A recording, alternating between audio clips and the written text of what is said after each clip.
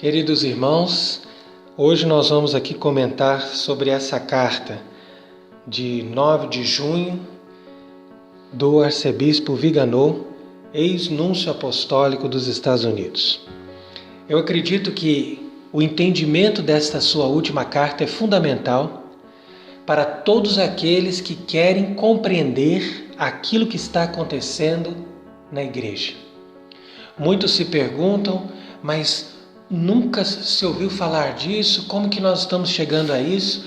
Principalmente depois das profanações e das idolatrias que ocorreram no Sínodo da Amazônia, as pessoas realmente estão confusas e escandalizadas. Então eu acredito que esse texto é um texto muito completo e muito lúcido para nos dar uma orientação segura, porque é alguém que está falando com autoridade, que recebeu um grande cargo na igreja e que depois, uma vez que observou todas essas calamidades que estão acontecendo, ele resolveu dar um passo em direção a uma profunda conversão, né? E aqui nessa carta ele fala disso. Ele fala da sua própria conversão, do seu próprio entendimento atual a respeito do Vaticano II e de todas as mudanças que ocorreram na Igreja Católica a partir de então. Então eu, como padre católico, como um religioso, como alguém que também sofreu, pelo menos nos últimos 25 anos, todas essas dificuldades e essas contradições em relação a esse movimento constante de se formar uma nova igreja maçônica no plano do ecumenismo, no plano dessa formação de uma religião universal, eu tenho também aqui uma contribuição para dar, juntamente com o testemunho do arcebispo Viganò, para que as pessoas possam ter um discernimento do que elas devem pensar e do que elas devem fazer em relação àquilo que está acontecendo. Porém, desde o início eu deixo claro o seguinte, que aqueles que estão obstinados no erro vão seguir no erro. E, entretanto, aqueles que têm uma boa consciência, um coração desejoso de conhecer a verdade e também alcançaram a graça diante de Deus de pertencerem à verdadeira Igreja Católica, então essas pessoas vão compreender aquilo que o arcebispo Viganò quer dizer e vão entender também aqui esse nosso comentário para chegarem a uma conclusão mais precisa e direcionarem as suas vidas em direção a isso. Então veja que ele começa comentando um texto do bispo Athanásio Schneider, que declarou que não há nenhuma vontade positiva de Deus e nem direito natural que conduza à diversidade de religiões. Então aquela declaração de Abu Dhabi, que foi assinada pelo Papa Francisco no ano passado, que diz que Deus se compraz na diversidade de religiões, está sendo até hoje colocada em xeque. E o texto de Dom Athanásio Schneider realmente é muito bom e vai tratar especificamente desse tema, dizendo que a liberdade religiosa que contradiz o testemunho da Sagrada Escritura, da tradição e do magistério faz parte de um movimento para destruir a verdadeira Igreja de Cristo. Então, o Monsenhor Viganò, ele vai além das conclusões de Dom Athanásio Schneider e ele vai dizer que o Concílio Vaticano II foi um golpe de Estado. Não foi simplesmente um concílio, como a gente costuma dizer, uma decisão da igreja, uma decisão dos bispos. Não, ele foi um movimento arquitetado nos bastidores durante mais de 100 anos por indivíduos que estavam infiltrados na igreja com um objetivo muito determinado. E esse golpe de Estado decretou a liberdade religiosa num senso ruim, que não pode ser interpretado para o bem. Então, segundo Monsenhor Vigano, o Concílio Vaticano II não pode ser aproveitado e nem corrigido, como é a proposta de Monsenhor Schneider, que inclusive acha que a missa de Paulo VI pode também ser aproveitada e pode ser corrigida. Mas eu partilho da opinião de Monsenhor Vigano, dizendo que nem a missa de Paulo VI e nem o Concílio Vaticano II e nem as reformas que foram implantadas a partir desse concílio podem de forma alguma ser aproveitadas ou corrigidas, porque eles já foram intencionalmente ruins e eles já estiveram em oposição clara ao ensinamento da Igreja Católica até então. Então a frase fundamental desta carta de Monsenhor Vigano é esta, que trazer juntas as grandes religiões abraâmicas numa casa comum é o triunfo do plano maçônico e a preparação para o reino do anticristo. Então, a partir dessa frase forte, que nós vamos entender também todo o contexto daquilo que ele fala. Porque ele está primeiro denunciando esse falso ecumenismo, especialmente, como diz aqui, das religiões abraâmicas unidas, ou seja, judaísmo, islamismo e cristianismo, que faz parte de um plano que nos leva àquilo que chamamos de noachismo, ou seja, o plano judaico de estabelecer para todos aqueles que não são judeus, que eles chamam de Goim, uma religião universal que aceite os preceitos que Deus deu a Noé antes da lei de Moisés. Então, todos os povos aceitando esta religião universal, eles podem ter qualquer tipo de devoção, eles podem continuar sendo budistas, os católicos podem continuar comungando e indo na missa, os protestantes fazendo o seu culto e as outras religiões vivendo como quiserem.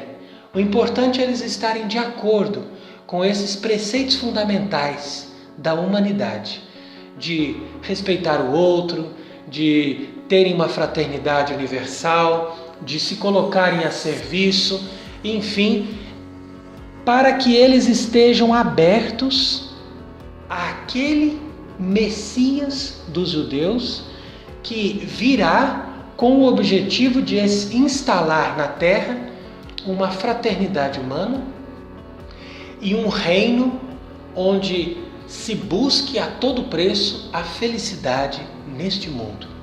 Então, esse é o programa do anticristo.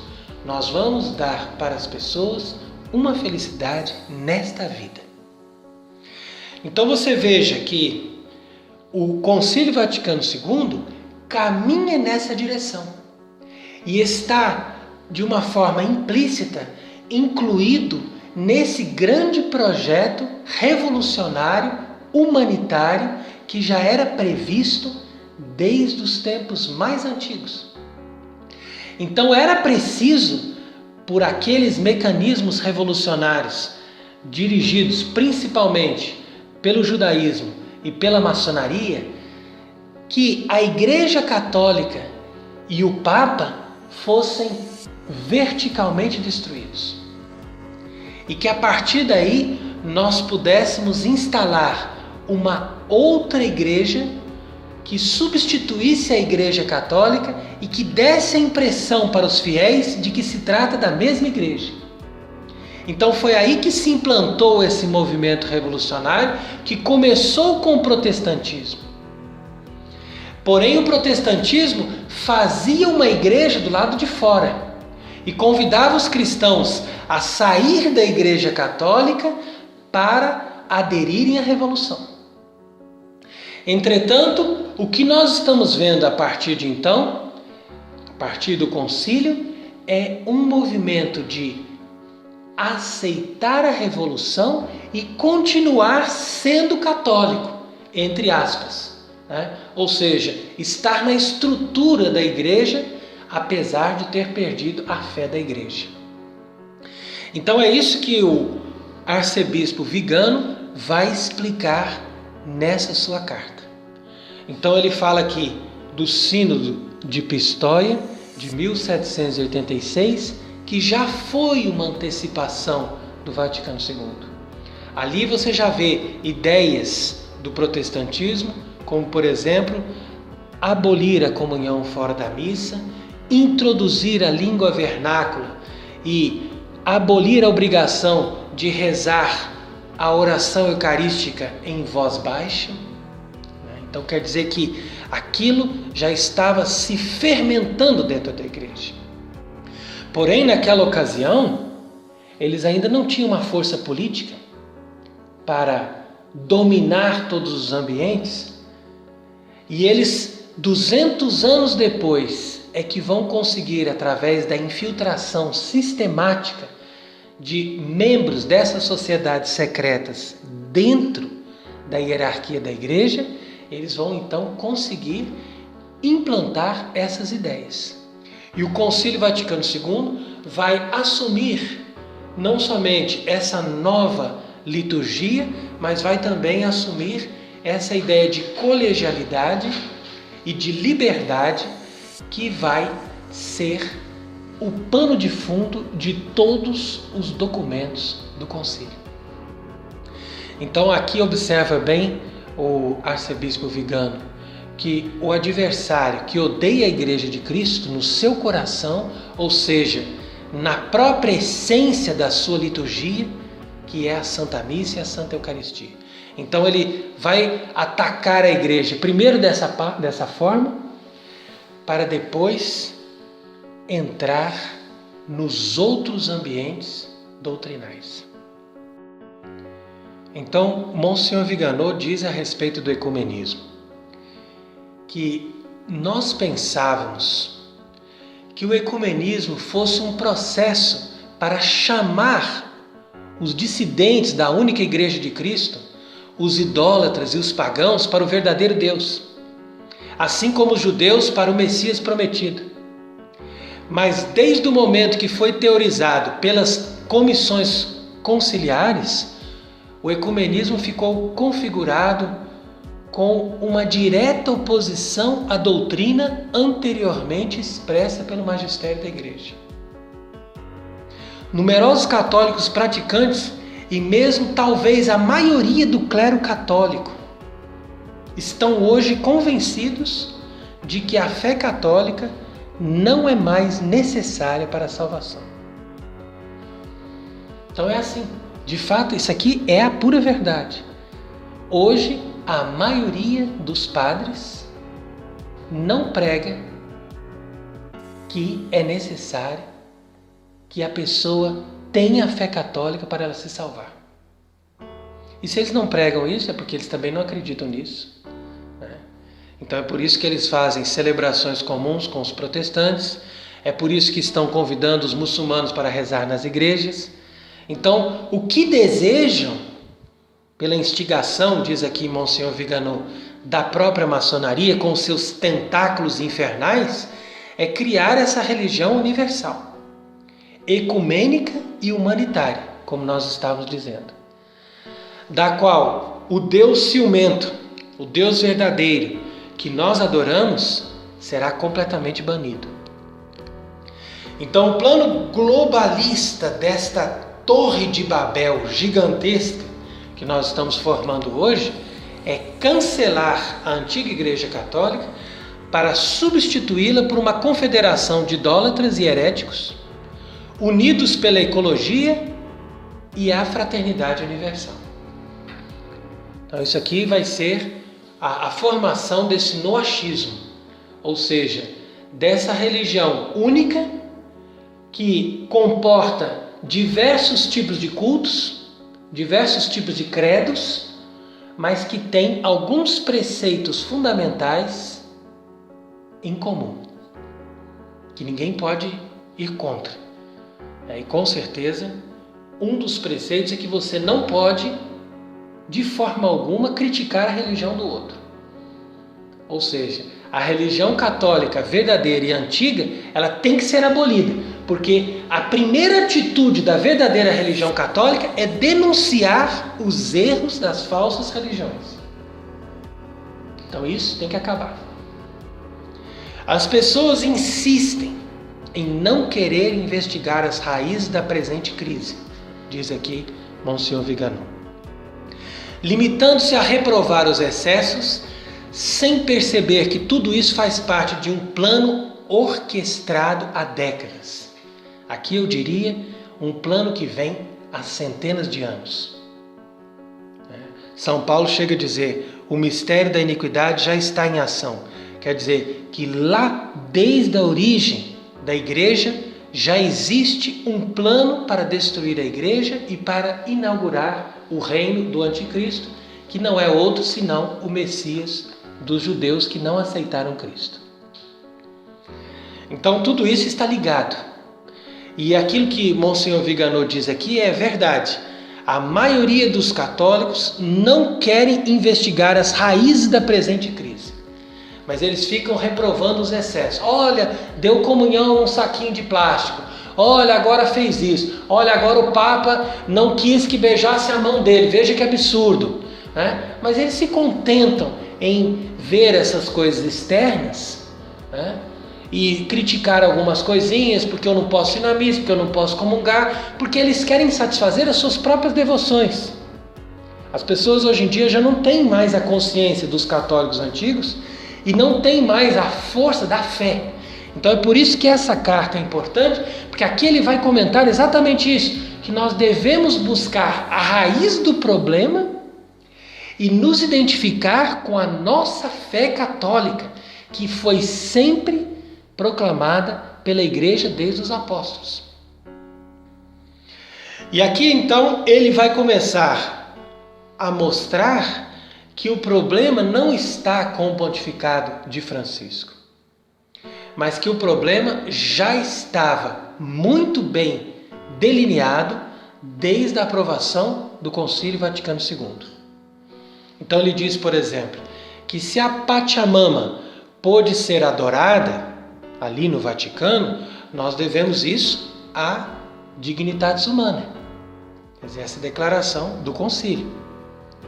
Se a liturgia está sendo protestantizada e até paganizada, nós devemos isso à ação revolucionária de Monsenhor Aníbal Bugnini, que já estava ali trabalhando antes do concílio, trazendo essas modificações para a liturgia.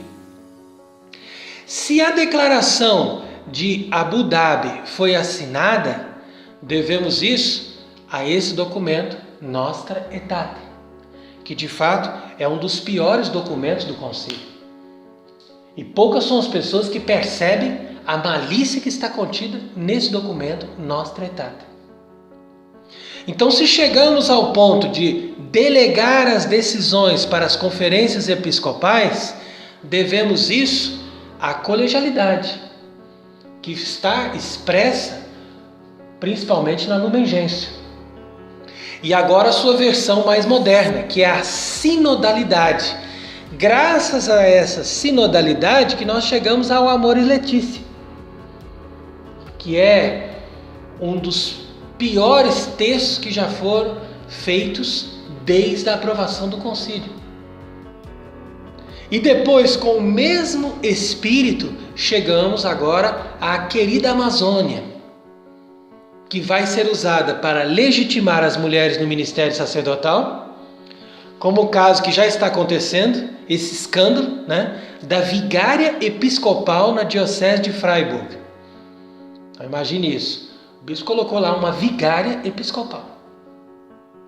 E agora tem a abolição do celibato, que está na moda. Apesar de que a princípio foi dito aí que isso não vai ser pensado por enquanto, mas isso de certa forma já é autorizado, porque as mulheres dão a comunhão, e dar a comunhão é uma função do sacerdote. Então, de certa forma, isso já acontece dentro da igreja. Então, os prelados, ele diz, que enviaram as dúbias, aquelas dúvidas para Francisco, eles pensavam que o Papa estaria disposto a refletir e corrigir os erros. Mas eles estavam movidos por uma piedosa ingenuidade e foram decepcionados. Então você percebe aqui que Monsenhor Viganò, ele, depois desses 6 anos de Francisco, ele chega a conclusões muito bem definidas. Que agora não temos mais o que pensar. Agora não temos mais que ficar nessa ingênua e piedosa imaginação. Não vai melhorar, nós vamos conseguir um novo Papa, nós vamos conseguir restaurar o que está acontecendo aí, porque isso é só um problema, uma questão que está ligada a essa modernidade do Francisco ou de alguns bispos. Não, isso agora é definitivo. A igreja entrou nessa apostasia de uma forma definitiva. E ele diz aqui, olha, eu confesso com serenidade, sem controvérsia. Eu era um daqueles muitos que, apesar de tantas perplexidades e medos, acreditava na autoridade da hierarquia e na obediência incondicional. Então você veja que coisa impressionante ele dizer isso, que ele era alguém que dizia, não, vamos obedecer e Deus sabe o que vai fazer, Deus sabe por que está permitindo isso, afinal de contas é o Papa que está ali, é o sucessor de Pedro, é o vigário de Cristo. Então a gente acredita na autoridade da hierarquia e a gente acha que simplesmente obedecendo a gente faz a vontade de Deus. Mas agora chegamos num ponto em que isso é colocado em xeque. Veja o que ele continua dizendo. De fato, eu acho que muitas pessoas, incluindo eu mesmo, não consideravam a princípio a possibilidade de que pudesse haver um conflito entre a obediência a uma ordem da hierarquia e a fidelidade à própria igreja. E, entretanto, nesse recente pontificado, chegamos a essa antinatural, e eu diria mesmo, nessa perversa separação entre a hierarquia e a igreja. Então essa frase é bombástica, porque ele vai dizer uma coisa que nós normalmente nunca pensamos, que existe uma separação atual entre a igreja ficou de um lado e a hierarquia está do outro lado. E quem quiser ser obediente e fiel à igreja deve necessariamente ser desobediente e contrário a essa hierarquia. É isso que ele está dizendo aqui, com todas as letras. Então isso é algo impressionante, porque se nós formos analisar toda a crise dos bispos, dos padres e mesmo dos fiéis que houve desde o concílio, essa foi a questão fundamental. Você veja que já existia um forte movimento de liberalismo e de revolução dentro da hierarquia da igreja desde os primórdios da Revolução Francesa. Mas aquilo foi crescendo de uma forma gradual até que nós atingimos esse poder que eles alcançaram de colocar um Papa revolucionário ali no trono de Pedro, que foi o caso de João 23. Então esse Papa, totalmente favorável à maçonaria e favorável às ideias revolucionárias estabelecidas pela Revolução Francesa, foi ele que convocou o concílio e foi ele que abriu as portas para essa revolução. E abriu as portas também para um outro Papa revolucionário, que foi Paulo VI. E nesse contexto do concílio, houve muitos bispos que entraram em profunda crise de obediência e de consciência. Entre eles estava Dom José Maurício da Rocha, bispo de Bragança Paulista, que frequentou apenas a primeira sessão do concílio. Porque ele tinha aqui também uma certa ingênua confiança na hierarquia, né? E ele acreditava que o concílio ia condenar o comunismo e ia resolver graves problemas da igreja naquela época.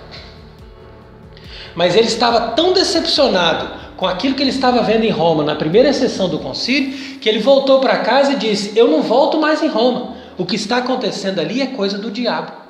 Assim foi a expressão dele.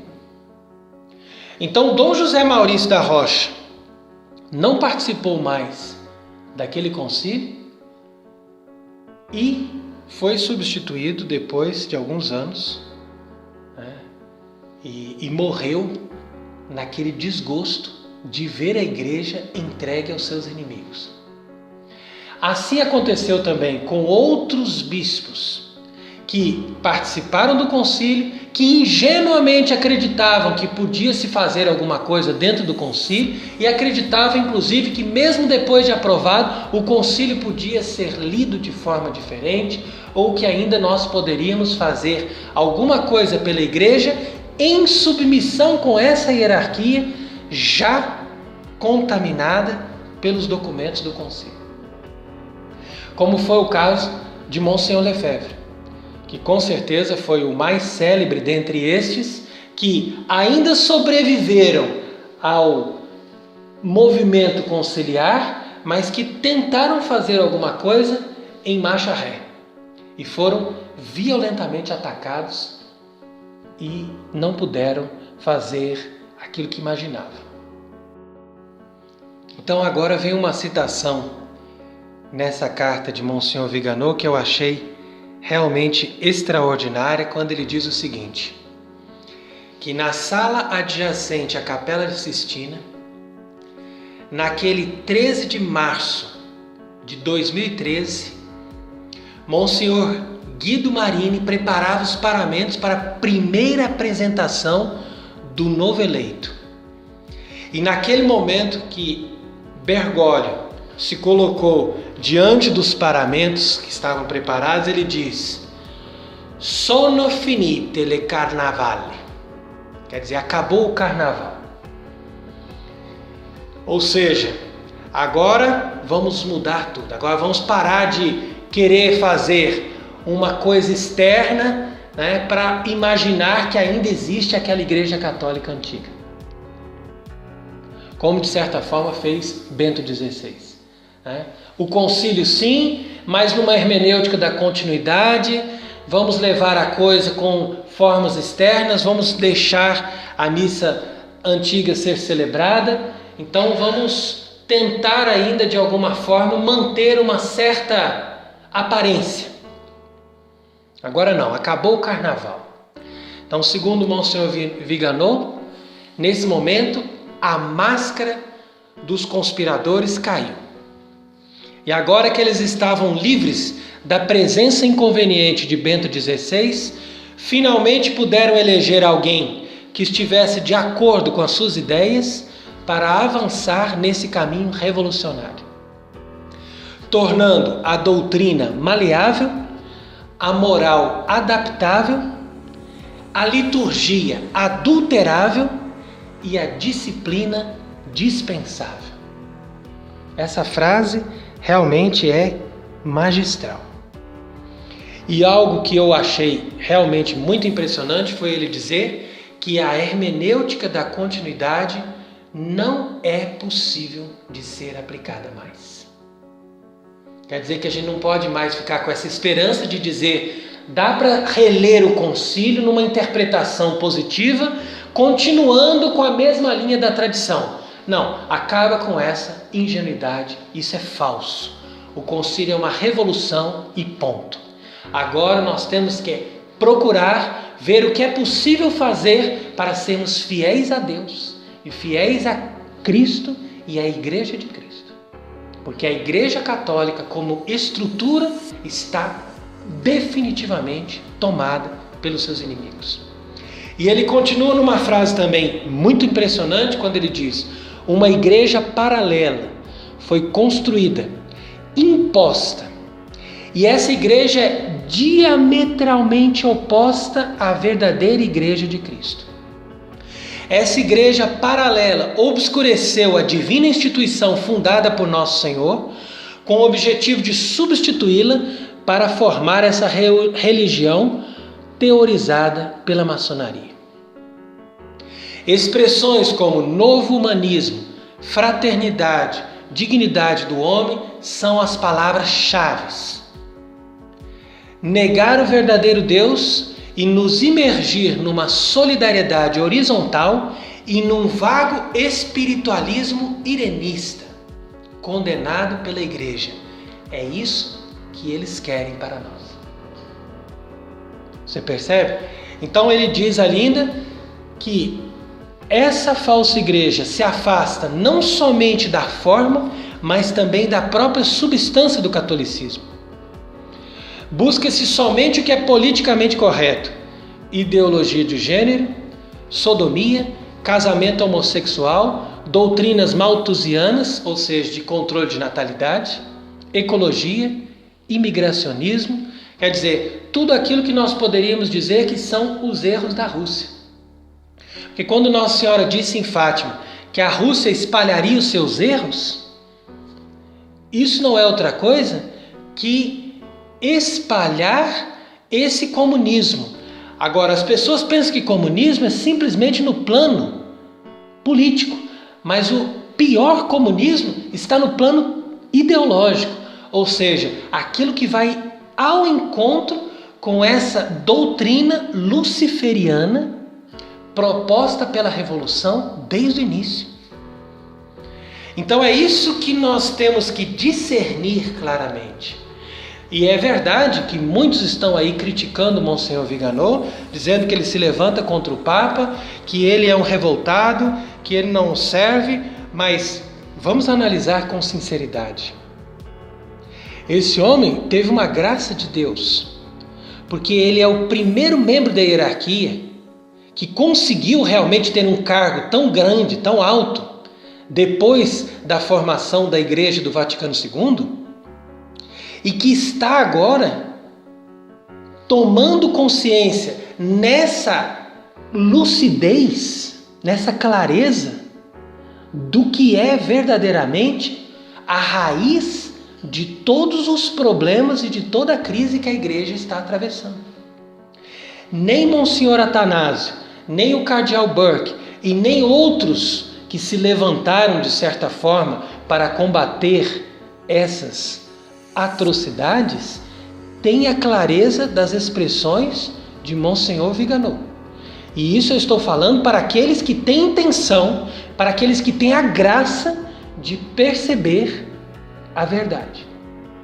Ora, você só tem uma opção: ou você acredita que a Igreja Católica ela é a única Igreja de Cristo e ela teve até o concílio a graça que Deus deu para iluminar as nações com a luz da verdade, ou você acredita que a igreja é uma coisa humana e que ela pode mudar. E se você acredita que a igreja pode mudar, aí sim você pode acreditar na Igreja do Vaticano II, que é com certeza uma igreja que tem as suas devoções, que tem as suas coisas piedosas, que se aproxima muito da Igreja Católica em muitas coisas, mas não é a própria Igreja Católica. Ela parece com a igreja anglicana, com outras igrejas protestantes, especialmente as mais conservadoras.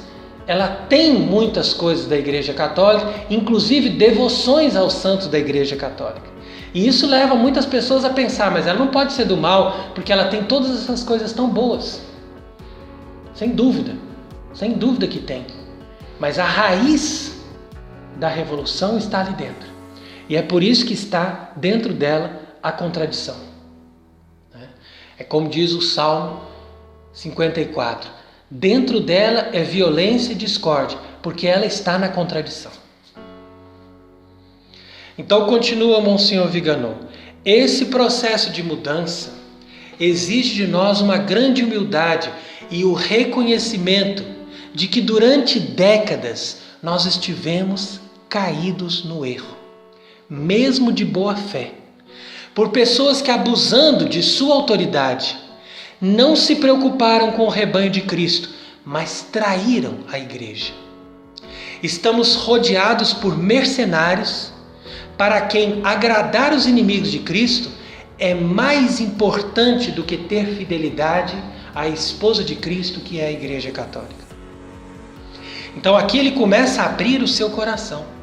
Ele começa a falar da sua experiência pessoal, porque ele hoje está analisando tudo isso à luz da sua própria história. E ele chega a dizer, inclusive, que há 60 anos atrás, imagina, 60 anos atrás, eu obedeci serenamente às ordens que eram questionáveis, acreditando que elas representavam a amável voz da igreja. Hoje eu reconheço que eu fui enganado, e perseverar no erro faria de mim um cúmplice dessa fraude. Então quer dizer que essa frase é um testemunho impressionante de um bispo que serviu a Igreja Conciliar durante 60 anos e que hoje se dá conta de que ele serviu a uma fraude. Ora, aqui eu posso fazer um parênteses para falar também do meu testemunho pessoal, né? Porque eu fui ordenado há 20 anos por um bispo que participou do concílio, que era um entusiasmado pelo concílio, que era o cardeal Aloysio Loscheider, mas que chegou a dizer para mim que ele se decepcionou com o concílio. E ele viu que tudo aquilo que eles preconizavam no concílio, ao invés de se concretizar como uma coisa boa e positiva, se concretizou como uma verdadeira catástrofe. Agora veja, se nós estamos falando de bispos que se decepcionaram com o concílio, mesmo tendo sido os protagonistas do concílio, imagine o que representa o concílio para aqueles que são realmente interessados em ser fiéis à verdadeira igreja. Eu mesmo experimentei essa contradição e obedeci serenamente, como diz aqui Monsenhor Viganò, ordens que eram questionáveis, acreditando que eu estava obedecendo à igreja. E quando eu resolvi ter um pouco mais de firmeza e tive um pouco mais de coragem, porque era o Papa Bento XVI que nos dava o direito de celebrar o rito antigo, e eu bati o pé e não quis mais celebrar a missa de Paulo VI, sofri as consequências, sendo expulso pelo bispo de Bragança na época.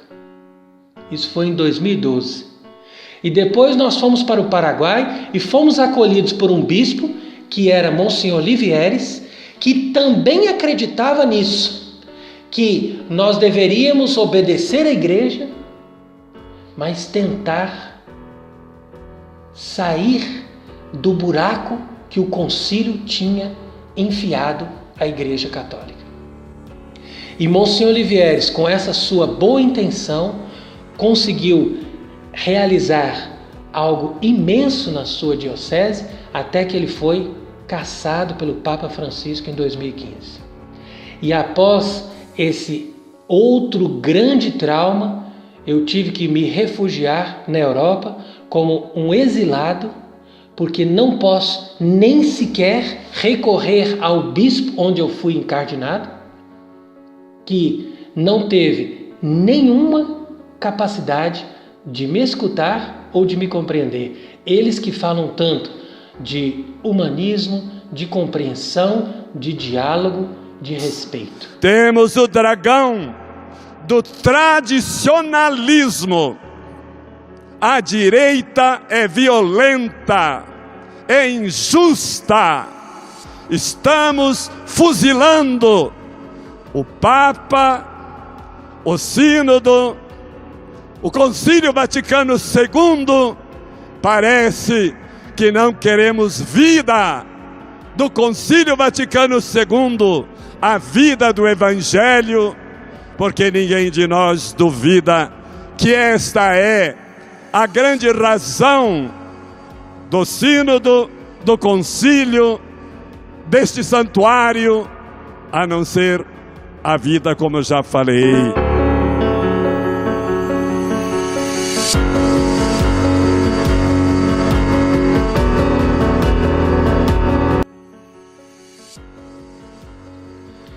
Então agora analise comigo essa situação.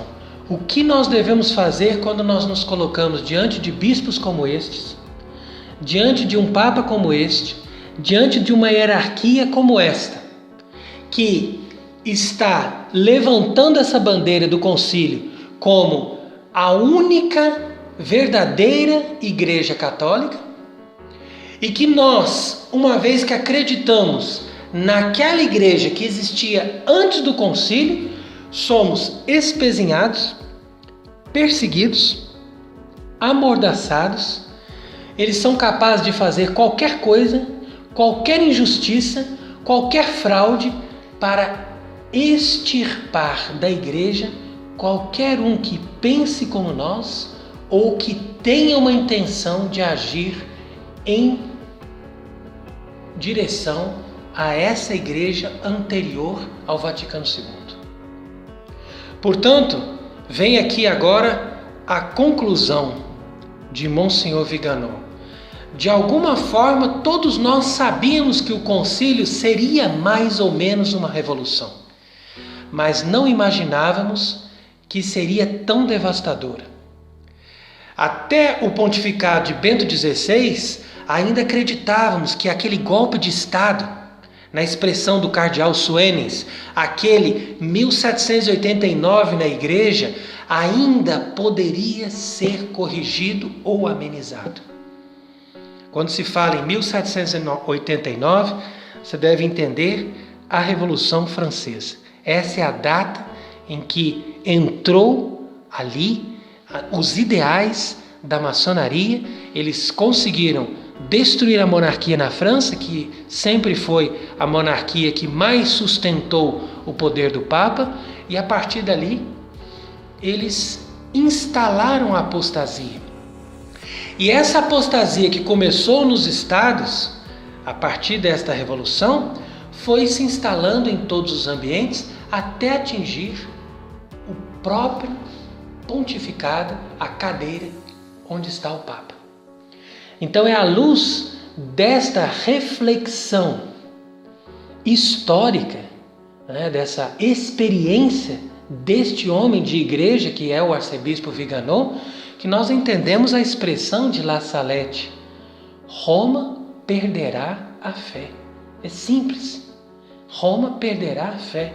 Não existe mais a fé ali. A expressão dessa revelação de La Salette também vai se encontrar na segunda carta de São Paulo aos Tessalonicenses. E é nessa carta aos Tessalonicenses, capítulo 2, versículo 3, que São Paulo vai dizer: primeiro deve vir a apostasia. E a apostasia, segundo os padres da igreja, é um fenômeno generalizado. Não é um problema somente do Papa. Porque o Papa, ele não erra. O Papa é infalível. Mas se nós entramos na apostasia, nós entramos num tempo de exceção. Então o Papa não somente erra, mas o Papa é o chefe dos erros. O Papa é o promotor dos erros no período de exceção da apostasia. Então é aqui que nós vemos a completa inversão dos valores e nós já não estamos mais numa ordem normal das coisas. E é à luz desse entendimento também que nós devemos entender uma outra passagem bíblica que a maioria dos católicos interpretam mal. Quando se diz: as portas do inferno não prevalecerão contra ela.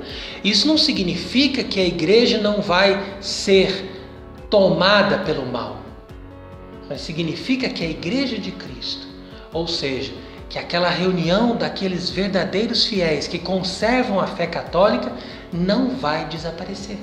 É simplesmente isso. que eles podem ser muito poucos, muito reduzidos, muito perseguidos, mas eles não vão acabar. A igreja não vai acabar. E a voz de Monsenhor Viganò hoje nos enche de esperança, porque mesmo que seja um bispo, no meio de tantos, mas é uma voz que se levanta com lucidez nos nossos dias para dizer: olha, não é por aí. Eu cheguei à conclusão que o concílio é falso e que a igreja que o concílio estabeleceu é uma igreja falsa, é uma fraude. Nós temos que romper com esse concílio e com essa igreja se nós quisermos continuar sendo católicos. É simples. E aqui termina a carta Monsenhor Carlo Maria Viganò nos exortando a escrever com letras de ouro no nosso coração as palavras do símbolo de Santo Atanásio. Quicunque vult salvus esse ante omnia opus est, uteniat catholicam fidem. Quer dizer que todo aquele que quiser ser salvo, antes de qualquer obra, qualquer coisa que você faça, tenha a católica fé e a conserve inviolada e íntegra, e sem nenhuma dúvida, senão corre risco de se perder eternamente. Que nós não estejamos no número desses cegos, desses idólatras e desses traidores, mas que sejamos contados no número daqueles fiéis servidores de Cristo, fiéis servidores da verdadeira igreja, e que Deus nos ajude a perseverar até o fim nesta fé, nesse nosso batismo, nesse nosso compromisso com o verdadeiro Deus. Amém.